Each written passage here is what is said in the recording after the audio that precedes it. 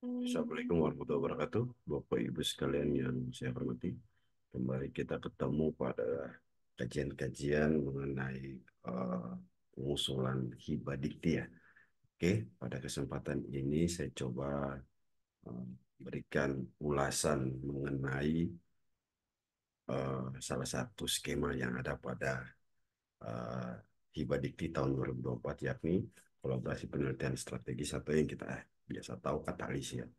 Nah, beberapa waktu yang lalu telah keluar pengumuman usulan-usulan uh, dari tim yang disetujui, yang kemudian dilanjutkan dengan pengusulan proposal dari masing-masing timnya. Oke, Bapak Ibu, seperti yang kita pahami bahwa uh, ada beberapa persyaratan yang membedakan antara riset strategis ini, riset katalis maksud saya, dengan penelitian dasar maupun penelitian terapan, di mana dipersyaratkan ada beberapa universitas yang tergabung dalam sebuah kolaborasi dan mengirimkan draft atau mengirimkan usulan tentang beberapa hal ya, tentang tujuan, tentang metodologi, tentang uh, luaran yang diharapkan ya, yang direncanakan dan lain-lain, sehingga disetujui, di-approve untuk kemudian dilanjutkan dengan pengusulan proposal oleh masing-masing tim. Yang nampak di depan kita saat ini adalah sebuah template yang diwajibkan oleh Dikti kepada tiap-tiap tim yang dinyatakan lolos ya, sesuai kolaborasi yang diusulkan. Oke, Bapak Ibu, sekarang kita mulai mengulas sedikit tentang penelitian katalis ini. Seperti biasa di awal, uh, menampakkan tentang judul ya, judul kolaborasinya, judul risetnya itu ya, tema risetnya yang kemudian diikuti oleh nama konsorsium. Nah, ini yang kemudian bagi saya agak berbeda dengan template pada penelitian dasar maupun terapan serta sejenisnya ya, PDP maupun kerjasama. Awalnya telah mencantumkan itu, kemudian ada struktur konsorsium seperti yang nampak ini.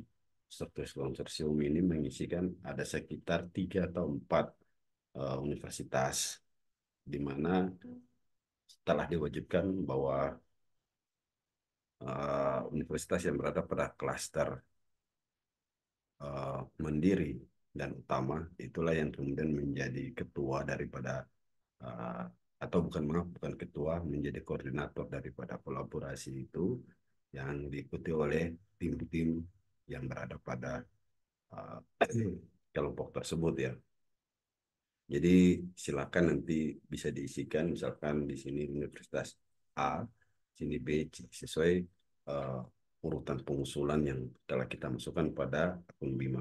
Nah, uh, sasaran penelitian harus kita cantumkan tentang uh, sasaran pokok daripada riset yang akan kita lakukan secara kolaborasi. Jadi di halaman awal ini yang kita bahas adalah kolaborasinya dulu, Bapak Ibu.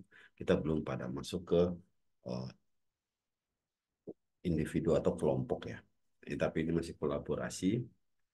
Jadi misalkan sasaran penelitiannya apa ya? Misalnya tentang misalkan saya ambil contoh tentang alih fungsi lahan ya.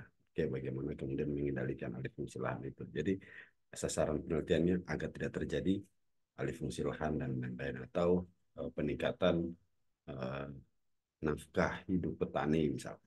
Itu bisa kita jadikan sasaran penelitian kita. Oke.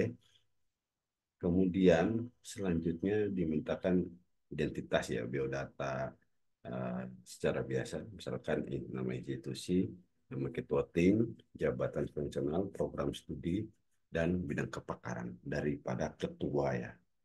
Itu ada ketua satu, ketua tim dua, ketua tim tiga, dan empat. Kalau hanya tiga, silahkan isikan tiga.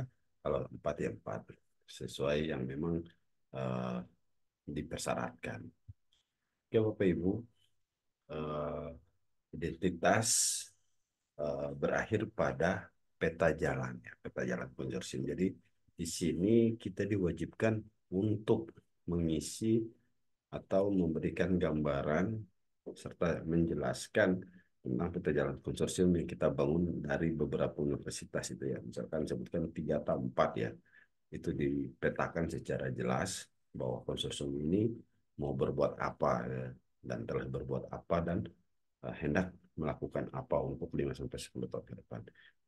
Ini cukup hati-hati karena akan menjadi sebuah permasalahan tersendiri ketika peta jalan konsorsium itu berbeda dengan peta jalan daripada individu atau tim, masing-masing tim ya. Ya, jadi di lembaran awal template ini sudah jelas terlihat ada identifikasi dan ada kejelasan daripada konsorsium itu. Mudah-mudahan ini bisa dipahami Bapak Ibu sekalian bahwa ini lembaran awal ini sangat memiliki pengaruh dengan usulan kita nanti ya, karena harus ada kesesuaian atau ada breakdown peta jalan misalkan yang sesuai ya dengan apa yang telah kita rencanakan atau kita usulkan. Nah, pada bagian selanjutnya kita mulai masuk pada uh, tim ya, tim. Jadi proposal ini spesifikasinya tim, misalkan judul penelitian. Judul penelitian ini merupakan bagian daripada uh, judul atau tema kita ya. Nah, merupakan tema yang kemudian diturunkan. Misalkan kalau tema kita tentang hmm, apa, misalkan kemiskinan ya, pengentasan kemiskinan, berarti judul kita merupakan bagian daripada pengentasan kemiskinan ini. Jadi itu harus kita perjelas agar nantinya antara judul individu masing-masing kelompok dengan judul konsorsium tidak saling meninggalkan, tapi saling mendukung ya. Nah itu sesuai lagi dengan peta jalan. Saya pikir ini sangat mudah juga bagi kita untuk memahami, jadi tidak terlepas ya antara konsorsium dengan individu-individu pada tiap-tiap tim. Oke, selanjutnya ringkasan seperti biasa. Ringkasan ini mengisi beberapa hal ya uh, yang akan mau dilakukan tentang urgensi, tujuan, metode, dan luaran yang terkait. Saya pikir kalau Bapak Ibu sekalian sudah terbiasa membuat proposal uh, penelitian dasar maupun terapan untuk kemudian membuat apa proposal katalis ini tidak begitu sulit, karena setelah saya melihat isi daripada katalis ini sebenarnya mirip, yang hanya membedakan pada bagian awalnya saja ini kalau saya. Jadi bukan sesuatu yang sangat berbeda, tidak, tapi uh, masih mirip. Yang perlu kita jaga adalah akselerasi antara penelitian individu atau tim dengan kolaborasinya itu, agar tidak saling meninggalkan. Selanjutnya, selanjutnya Bapak Ibu bisa lihat ada kata kunci sama seperti pada riset-riset yang lain. Ada kata kunci, kemudian diawali dengan pendahuluan. Tentu dalam pendahuluan sama dengan penelitian dasar maupun terapan, tentu akan memuat latar belakang rumusan masalah, uh, state of the art maupun roadmap. Roadmap di sini itu tidak bisa kemudian berdiri sendiri. Sudah tentu tadi yang seperti saya sampaikan harus memiliki kesesuaian dengan uh, roadmap atau peta jalan daripada konsorsium. Itu yang penting Bapak Ibu. Jadi jangan sampai terpisah antara uh, peta jalan tim dengan peta jalan konsorsium. Selayaknya harus punya signifikansi atau punya kemampuan ya saling mendukung untuk mewujudkan peta jalan konsorsium ini.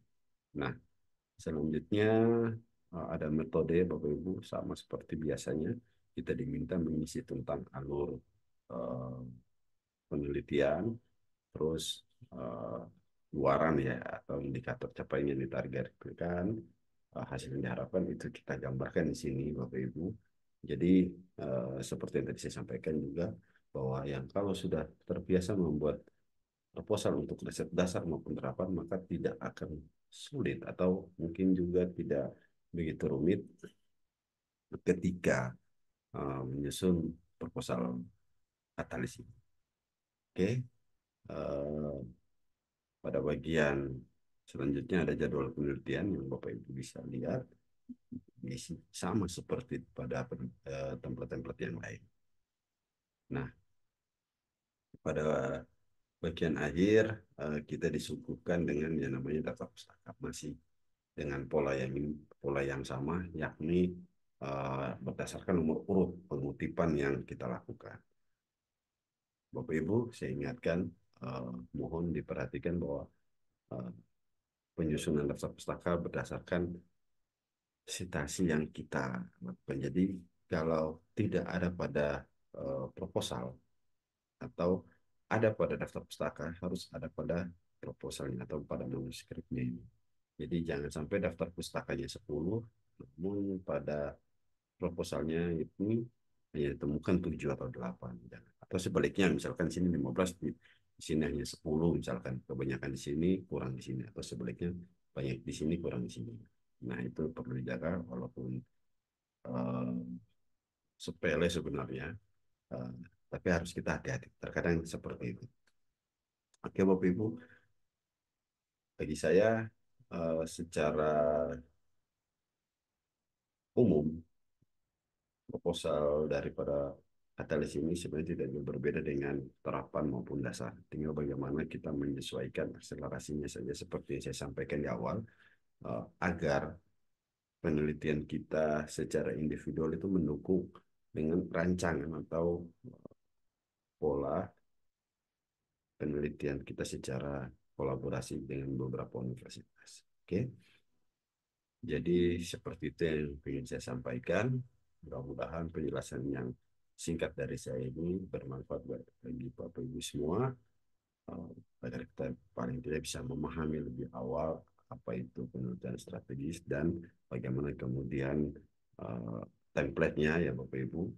Harapan saya ini bermanfaat, mungkin tidak sekarang, mungkin tahun-tahun depan ya. Saya berharap Bapak Ibu juga bisa lolos pada skema ini dan telah memiliki pemahaman awal walaupun sangat sederhana, saya yakin itu, tapi sudah bisa memulai. Oke, Bapak Ibu sekalian, saya sebelum mengakhiri saya mohon maaf atas kekurangan. Saya mohon uh, maaf apabila masih ada kesalahan juga. Kita jangan lupa untuk selalu belajar, berusaha, dan berbagi pengetahuan. Sekian dan terima kasih. Assalamualaikum warahmatullahi wabarakatuh.